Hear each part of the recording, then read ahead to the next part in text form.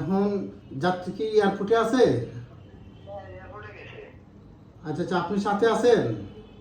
আমি সাথে নাই, আমি বাইরে আছি। আমি তো এলাকায়। ও আচ্ছা, যাত্রীর সাথে আপনি যান নাই? আমি চাই না, ওর বাইরেটা আছে। ও আচ্ছা, ঠিক আছে। এখন এয়ারপোর্ট থেকে নামার পরে যে রিসিভমেন্টের নাম্বারটা পাসপোর্ট টিকিট মেইন পাওয়ার দেওয়ার সময় আমি দিয়েছিলাম, সেটা মোবাইলে রাখছি, এখন ডিসপ্লে নষ্ট হয়ে গেছে নাকি? মোবাইলের ডিসপ্লে সমস্যা হয়েছে, যার কারণে নাম্বারটা প্রয়োজন। আর এমনি সকল ডকুমেন্ট তো তার কাছে আছে। আচ্ছা আচ্ছা, তাহলে এটা কালকে কি লেখে রাখা উচিত না? এখন যদি আমি ফোনটা রিসিভ না করতাম, 8টার সময় ফ্লাইট, এখন 4:30 বাজে, এখন তো এয়ারপোর্টে ঢুকে, যাই হোক। বাসটা দেখেন জিতে পাবো ইচ্ছা।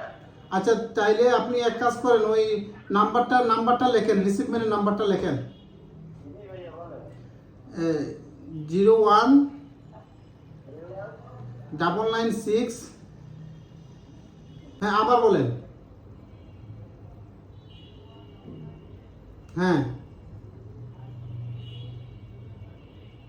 হ্যাঁ হ্যাঁ, এটা এটা একটু দ্রুত ওই যাত্রীর কাছে পৌঁছায় দেন। আর এয়ারপোর্টে ঢুকে বিমান উঠে আমাকে কনফার্ম করেন। আমি অফিসে বসা, আজকে ছুটির দিন, তারপরে অফিসে বসা।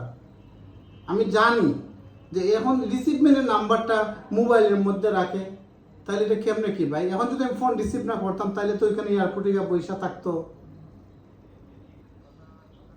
আমি এই জন্য আজকে ছুটি। হুম। আমি যথেষ্ট বকাঝকা করছি, আমি করছি। না, বকাঝকা করার দরকার নাই, আমরা এরকম জানি। এই জন্য আমি অ্যালার্ট ছিলাম। আপনার অন্যদিন কিন্তু আমি ফোন তেমন একটা রিসিভ করি না, আজকে আসতে রিসিভ করছি।